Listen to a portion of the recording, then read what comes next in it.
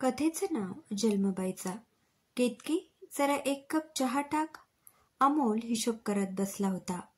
2,000 रुपये कुठे गेले याचा हिशोब लागत नसल्याने तो पुन्हा पुन्हा बेरीज करत होता. मध्येच केतकीवर चिडत होता. मी आता चहा करणार नाही. मगाचपासून 4थ्यांदा चहा झालाय. मी तेवढंच काम करत बसू का? चहा करा, कप धुवा, गाळणं, भांडी सारखी साफ करा. कोणी हाक मारली की लगेच त्याच्या दिमतीला हजर राहा. मग तुझं तेच तर काम आहे. बायकांनी आणखी काय करायचं असतं? आधी घरकाम महत्वाचं, बाकी सगळं नंतर. सासूबाईंनी आपल्या लेकाच्या बोलण्यावर मान हलवून दुजोरा दिला. केतकीला याचा राग आला, पण तिने दुर्लक्ष केलं.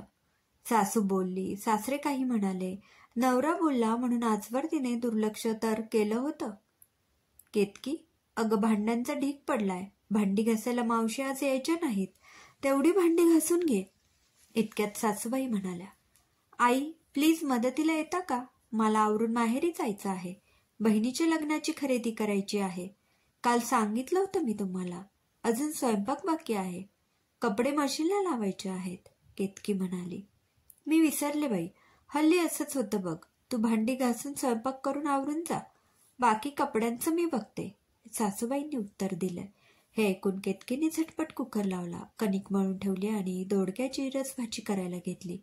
सासूबाई तिची लगबग पाहत टीव्ही बघत बसल्या. बघता बघता भांडी घासून झाली आणि मावशी आल्या. हे काय ताई, भांडी का घासली? तुम्हाला माहेरी जायचंय ना? अजून आवरलं नाही? काल मी तुमच्या सासूबाईंना सांगून गेले होते मला यायला उशीर होणार आहे म्हणून. मावशी, किती वाजले बघा.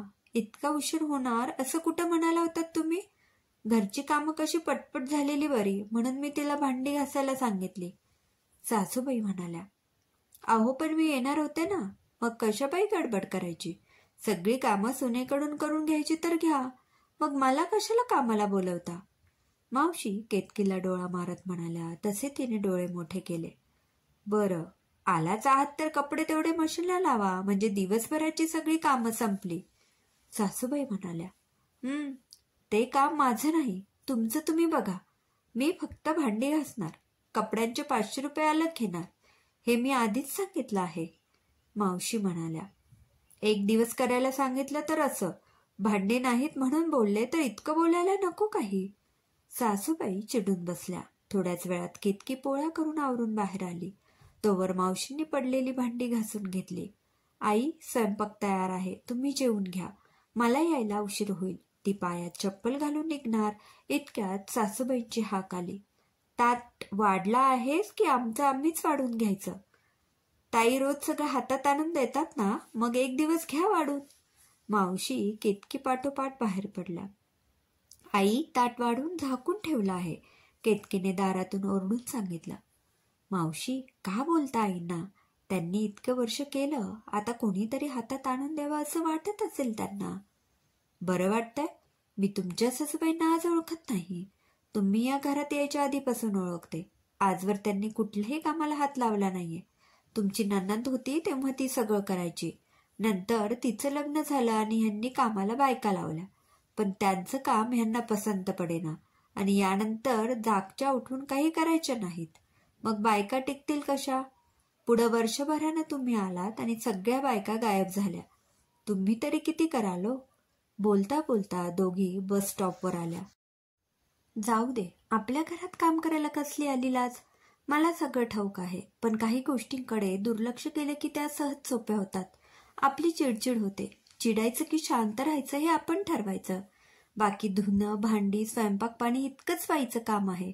घरच्या इतक्या इतर गोष्टीत लक्ष घातलं तर कोणाला आवडत नाही. मुलांचा अभ्यास, आजारपण, त्यांना काय हवं नको ते सगळं तिने बघायचं.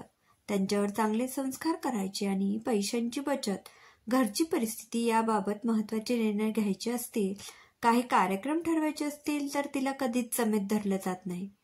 तू कशात लक्ष घालू नको म्हटलं की विषय संपला. बाईचं जीवन हे असंच असतं, घरोघरी मातीच्या चुली. का बरं? तुम्हाला वाटलं तर तुम्ही यात बदल करू शकता, परिस्थिती बदलू शकता. मावशी म्हणाल्या. त्यांना रोज रात्री पिऊन येऊन धिंगाणा घालणारा आपला नवरा आठवला. रोज होणारी मारहाण, शिव्याशाप, पोरांचं घाबरून जाणं आणि सासूचं दोष देणं.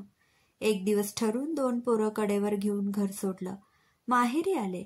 भावाने तोंडावर दार बंद केलं आणि आईबाप खिडकीतून नुसतेच बघत राहिले. हिंमत दाखवली. अनेक ठिकाणी हिंडून काम मिळवलं. आता 2 खोल्या भाड्यानं घेऊन राहते. पोरं मोठी झाली, हाताशी आली. नवरा रोज दारात येऊन जातो, पण मी भाव देत नाही. बाई ऐकून घेते म्हटली की तिला घरचे काय बाहेरचे देखील ऐकवतात. पण एकदा का तिने बोलायला सुरुवात केली की तिच्यासारखं खमकं कोणीही नाही. तिच्या मनात खूप काही साचलेलं असतं, पण ती दरवेळी माघार घेते. बदल होईल म्हणून घाबरते. प्रत्येक बदल हा एका नव्याची सुरुवात असते ताई. बस आली म्हणून केतकीने हात केला आणि मावशी उशीर होतोय म्हणून निघून गेल्या. तिकीट काढताना तिला अमोलचे हिशोब न लागणारे 2000 रुपये सापडले. तिने नवऱ्याला फोन लावला.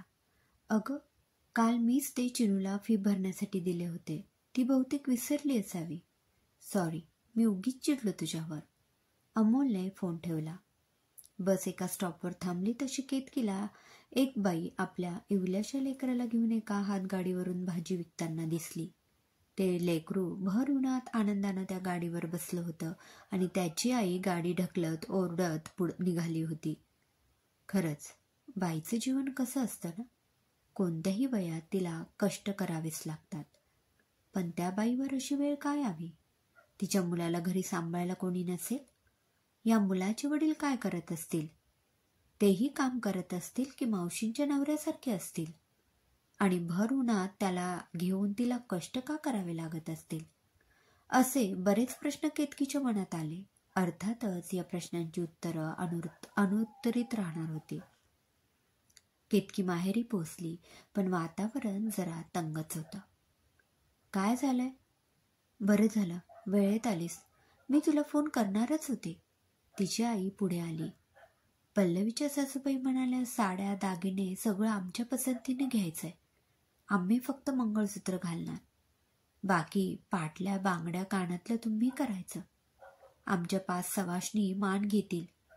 हे मान्य आहे का बघा, नाही तर. केतकी, लग्न मोडलं तर पुढं मुलीचं अवघड होतं ग. आईच्या डोळ्यात पाणी आलेलं बघून पल्लवी पुन्हा रडायला लागली. हे कधी ठरलं? आपल्या मनाने जे हवे ते दागिने घालायचे होते ना. मग आणि मान्य नसेल तर काय, लग्न मोडणार आहेत का? यावर जयंत काय म्हणाले? केतकीने विचारले. ते काहीच बोलले नाहीत. फोनवर मागून त्यांच्या आई बोलत होत्या आणि ते नुसतेच गप्प बसले होते. त्या म्हणाल्या, नुकताच लेकीच्या लग्नासाठी आमचा खूप खर्च झालाय. आता जास्तीचा खर्च पेलवणार नाही म्हणे. केतकीची बहीण डोळे पुसत म्हणाली, आपल्याला तरी इतका खर्च पेलवणार आहे का? ही असली कसली लोक म्हणायची. जे हवंय ते तोंडावर मागायचं ना. आम्हाला केवळ नारळ आणि मुलगी द्या असं म्हणत आधी आम्ही किती चांगले आहोत हे दाखवायचं आणि नंतर मागण्या करायच्या. केतकी पल्लवीच्या पाठीवरून हात फिरवत बसली. आपल्या सासूबाई कशाही असल्या तरी त्यांनी लग्नात असला गोंधळ अजिबात घातला नाही. सगळ्या गोष्टी जरी त्यांच्या मनासारख्या हव्यात असं त्यांना वाटत असलं तरी आपल्याला स्वातंत्र्य आहे. आजही त्यांच्या कोणत्या इच्छा नाहीत की मागण्या नाहीत. फक्त घर व्यवस्थित चालावं हीच अपेक्षा आहे.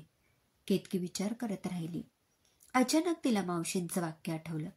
तुम्हाला वाटलं तर परिस्थिती बदलता येते. त्या किती सहज पण महत्वाचं बोलून गेल्या. आई बाबा डोक्याला हात लावून बसले होते. तुम्ही दोघे असे काय बसलात? जयंतला इथं बोलावून घेऊ, नाहीतर आपण तिकडे जाऊ. आणि जाऊन काय सांगणार? आम्हाला हा खर्च परवडत नाही म्हणून. आणि लग्न मोडलं तर समाजात तोंड दाखवायला तरी जागा राहील का? सगळा दोष आपल्या माथी मारला जाईल, बाबा म्हणाले. हो, स्पष्ट बोलायला काय हरकत आहे. मी बोलेन, तुम्ही काळजी नका करू. केतकीने अमोलला फोन लावला. सगळी हकीकत कानावर घातली. तोही सोबत येतो म्हणाला. आता काळजीचं कारण नव्हतं. तासाभरात सगळे पल्लवीच्या सासरी पोहोचले. तिच्या होणाऱ्या सासूबाई जरा आखडूनच बोलत होत्या, पण त्यांनी मानापानाचा दागिन्यांचा विषय काढला. तशी केतकी म्हणाली, माफ करा, पण आधी हे ठरलं नव्हतं. शिवाय हा जादाचा खर्च आम्हाला परवडणार नाही. जे ठरलं आहे त्याप्रमाणे होईल आणि पुढे वर्षभर सण समारंभ होत राहतील. त्यानुसार आम्ही योग्य तो मानपान करू. अमोलने केतकीच्या बोलण्याला दुजारा दिला. बाबाही हेच म्हणाले, पण पल्लवीच्या सासूबाई काही बोलायला तयार नव्हत्या. पल्लवी रडकुंडीला आली. लग्न मोडायच्या बेतात आलं म्हणून अमोलने जयंतला विचारलं, तुमच्या मनात काय आहे ते सांगा, त्यानुसार आम्ही सगळं करू. मला काहीही नको. एकुलत्या एक मुलाचं लग्न म्हणून ही आईची इच्छा होती. मला फारसं काही बोलता येईना, पण एकदाचा काय तो सोक्षमोक्ष लागू दे म्हणून मी शांत बसलो होतो. आमच्याकडे सगळं काही आहे. घर, गाडी, माझी नोकरीही चांगली आहे. शिवाय पल्लवी मला मनापासून पसंत आहे. जयंत न थांबता एकसारखा बोलत होता. हे ऐकून अमोलला आनंद झाला. त्याने जयंतला मिठीच मारली. हे असं असेल तर प्रश्नच मिटला. फक्त इतकंच लक्षात ठेवा, आमच्या मुलीला लग्नात आणि लग्नानंतर कुठलाही त्रास होता कामा नये. ही जबाबदारी तुम्ही घेणार असाल तर आम्ही निश्चिंत राहू, बाबा म्हणाले. जयंतने त्यांना तसं वचन दिलं.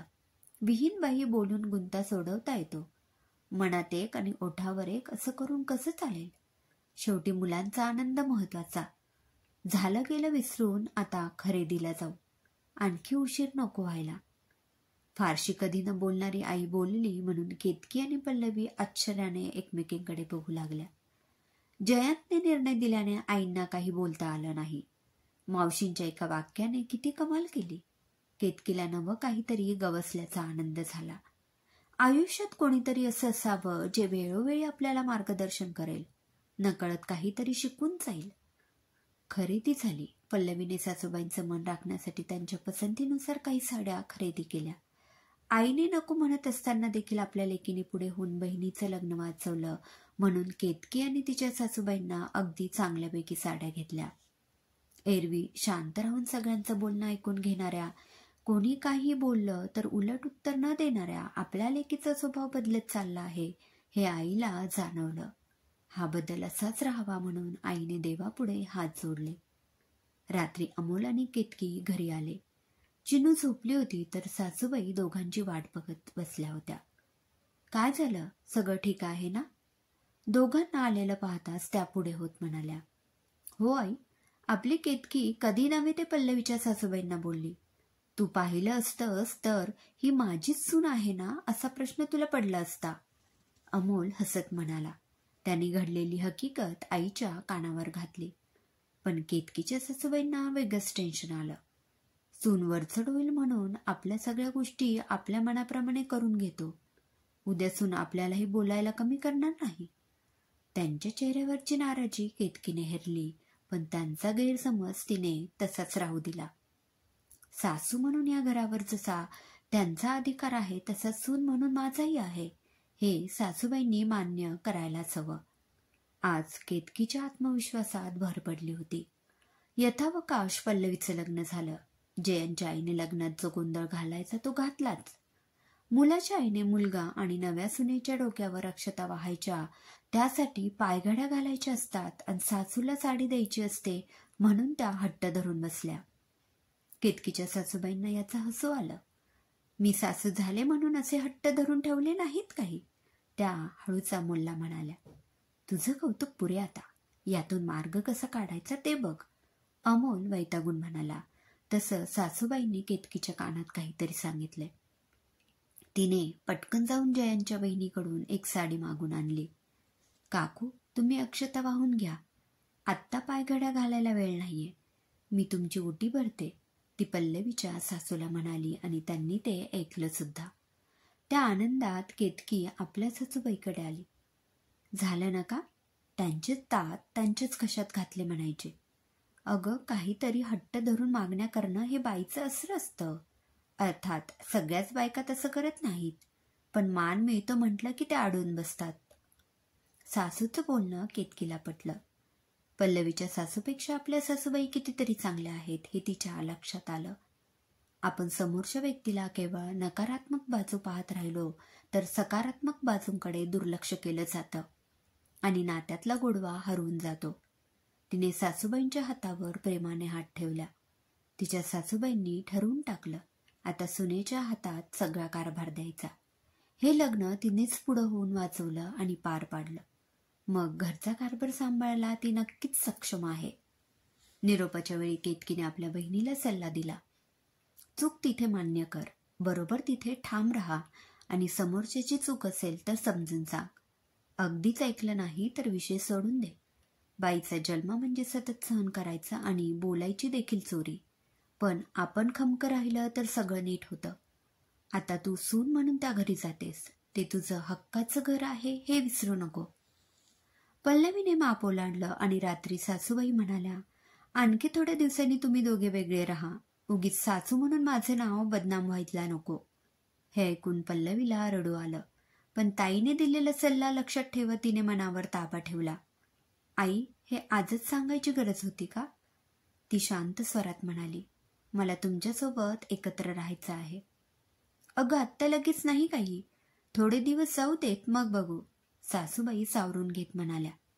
आई, आल्या आल्या सुनेला घरातून बाहेर काढण्याच्या गोष्टी काय करतेस? आज ना उद्या तीच हे घर सांभाळणार आहे. तू तिला सांभाळून घेतलंस तर तिच्या मनात तुझ्याबद्दल प्रेम, जिव्हाळा, आदर निर्माण होईल. नाहीतर तिच्या मनात अडी बसेल ती कायमचीच, जयंत म्हणाला. पल्लवीला खूप बरं वाटलं. निदान नवरा तरी आपल्या बाजूने बोलतो याचं समाधान वाटलं. उद्या आपल्यावर वेगळं राहायची वेळ आली तर काही हरकत नाही, त्याचा फायदाच होईल आपल्याला. एकतर तुम्हा दोघींची भांडणं, वाद होणार नाहीत आणि मला कोणाची बाजू घ्यावी असा प्रश्न पडणार नाही. लांब राहून एकमेकात प्रेम टेकून राहणार असेल तर परत होईल. जयंत पल्लवीला समजावत म्हणाला. तेही खरंच होतं. सतत एकमेकांसमोर राहून मनात राग धरण्यापेक्षा हे बरं. गरज पडल्यास आई बाबा आपल्याकडे येतील किंवा आपण इकडे येत जाऊ. दोघांनी असं ठरवून टाकलं. जयंतला वाटलं, स्त्रीच्या मनाचे किती पैलू असतात. आपलं लग्न होण्याआधी आईचं रूप वेगळंच होतं आणि लग्न ठरल्यानंतर तिचा स्वभाव अचानक बदलला. खरंच, बायकांच्या मनात कधी काय येईल हे सांगता येत नाही. प्रत्येक स्त्रीचा स्वभाव, राग, रंग वेगळा असतो. तिच्या विचार करण्याच्या पद्धती देखील निरनिराळ्या असतात. एका पुरुषाच्या आयुष्यात एक स्त्री किती महत्वाची भूमिका पार पाडत असते. आई, बहीण, बायको, मुलगी ही तिची ठळक रूपं. पण याही व्यतिरिक्त त्याच्या आयुष्यात एक मैत्रीण म्हणून काकू, मावशी, आत्या, मेहुणी, सासू अशी तिची वेगवेगळी रूपं पाहायला मिळतात. पल्लवीच्या नंदेने तिला समजावलं, वहिनी, तुला आईशी जमून घ्यावं लागेल, पण काही लागलं तर मी आहे हे विसरू नको. पल्लवीच्या सासूबाई अजिबात रीतीने वागत नाहीत. आपलंच खरं असा त्यांचा हेका असतो. आम्ही असं कधीच वागत नाही. चार चौघात तर मुळीच नाही. केतकीच्या सासूबाई आपल्या लेकाला म्हणाल्या, आई, सतत तुझी आणि त्यांची तुलना का करतेस? प्रत्येकाचे स्वभाव वेगळे असतात. नाहीतरी तुम्हा बायकांना इतरांची तुलना करणं हा आपला जन्मसिद्ध हक्क वाटतो, नाही का? अमोल म्हणाला. बऱ्याच वेळा आपल्याला जे योग्य वाटतं ते आपण वागतो. चूक, बरोबर, वाईट की चांगलं याचा विचार करत नाही. पण जेव्हा त्या वागण्यामुळे इतरांना त्रास होतो तेव्हा मात्र आपण स्वतःला बदलायला हवं, हे वेळीच समजायला पाहिजे. एका स्त्रीने मनात धरलं की ती स्वतःला बदलू शकते, पण माझं काही चुकत नाही असा हे का असेल तर मात्र सगळं अवघड होतं. केतकीच्या सासूबाई विचार करत होत्या. काय सांगतेस काय? इतक्यात केतकी फोनवर बोलत बाहेर आली. तिच्या चेहऱ्यावरचे हावभाव पाहून अमोल आणि सासूबाईंना काहीतरी नवीन घडलं आहे याची जाणीव झाली. दोघेही तिचं बोलणं कान देऊन ऐकत होते. आणखी काही वेळ बोलून केतकीने फोन ठेवून दिला. आई, पल्लवी सांगत होती तिच्या सासूबाईंनी दोघांना वेगळं राहायला सांगितलं आहे. आत्ताच? हो, म्हणजे लगेच नाही, पण थोड्या दिवसांनी राहा म्हणाल्या म्हणे. पण लग्नाच्या पहिल्या दिवशी असं कोण सांगतं? म्हणून पल्लवीला थोडं टेन्शन आलं आहे. बघ, मी म्हणाले ना तिच्या सासूला रीत नाही म्हणून.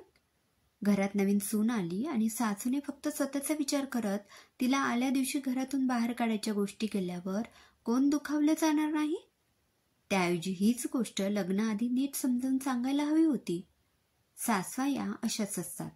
त्यांच्या मनाचा थांग लागू देत नाहीत आणि चुकीच्या वेळी असं काही बोलतील की समोरच्याने दुःखी व्हावं, रडावं की हसावं हेच कळत नाही. आपल्या सासूबाईचं बोलणं ऐकून केतकीला आश्चर्य वाटलं. आई, म्हणजे तू स्वतःला अगदी नीट ओळखतेस? अमोल हसत म्हणाला. नाही, अगदी स्पष्ट बोलायचं झालं तर आईंचा स्वभाव खूप बदलला आहे.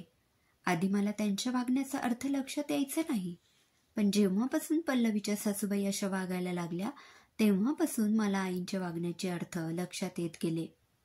हेही कळालं की सगळ्यात सासवा विचित्र नसतात, केतकी म्हणाली. सुनेने आपली बाजू घेतली म्हणून सासूबाई सुखावल्या.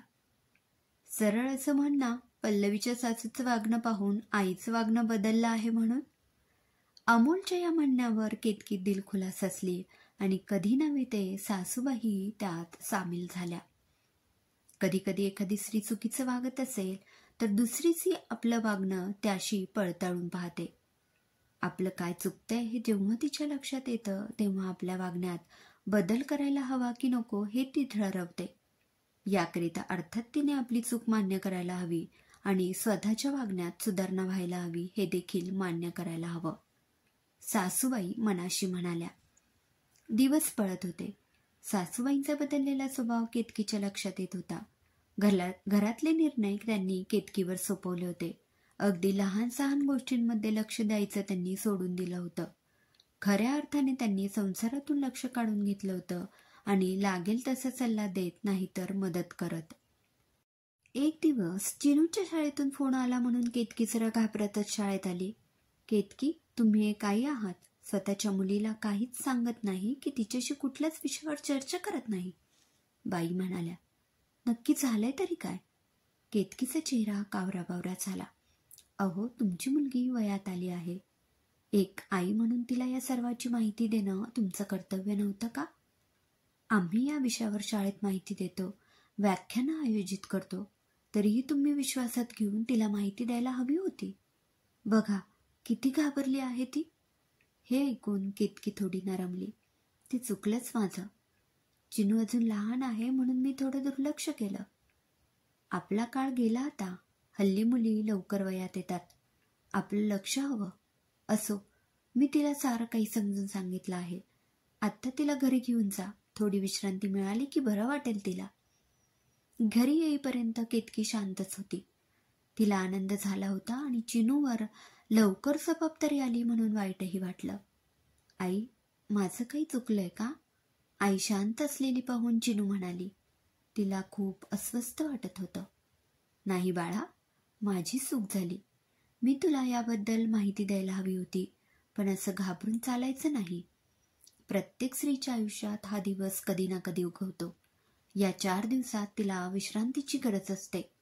भावनिक, मानसिक, शारीरिक बदल घडून येत असतात. त्यामुळे तिच्या अवस्था फार विचित्र होते. म्हणजे चिनूला आई नक्की काय म्हणाली हे समजलं नाही, पण आपल्या आयुष्यात काहीतरी मोठा बदल झालाय हे मात्र तिच्या लक्षात आलं. केतकीने लेकीला जवळ घेतलं. आईच्या स्पर्शाने चिनू सुखावली. नातवयात आली म्हणून केतकीच्या सासूबाईंना आनंद झाला. बाईचा जन्म असाच असतो. जगातल्या प्रत्येक स्त्रीला या अवस्थेतून जावं लागतं. पण तुझी काळजी घ्यायला आम्ही आहोत ना, मग कशाला घाबरायचं? आजवर लहान होतीस, आता मोठी झालीस. मुलीचा अल्लडपणा जातो आणि ती पोक्त दिसू लागते. त्यांनी स्वतः चिनूची समजूत घातली.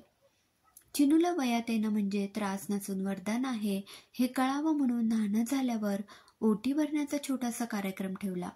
चिनूच्या मैत्रिणींनाही घरी बोलावलं. काही दिवसांनी पल्लवी आणि जयंत वेगळे राहू लागले. पहिले काही दिवस तिला जड गेले, पण जसं रुटीन बसलं तसं पल्लवी सरावली. तुला माहिती आहे ताई, लहानपणी आपल्या शेजारी गीता राहत होती. ती घटस्फोट घेते म्हणे. पल्लवी हळूच म्हणाली. का? केतकीला आश्चर्य वाटलं. तितकंच दुःखही झालं. कारण हुशार विद्यार्थिनी म्हणून ओळख असणारी, पहिल्या 3 नंबरात येणारी गीता तिच्या वर्गात शिकत होती.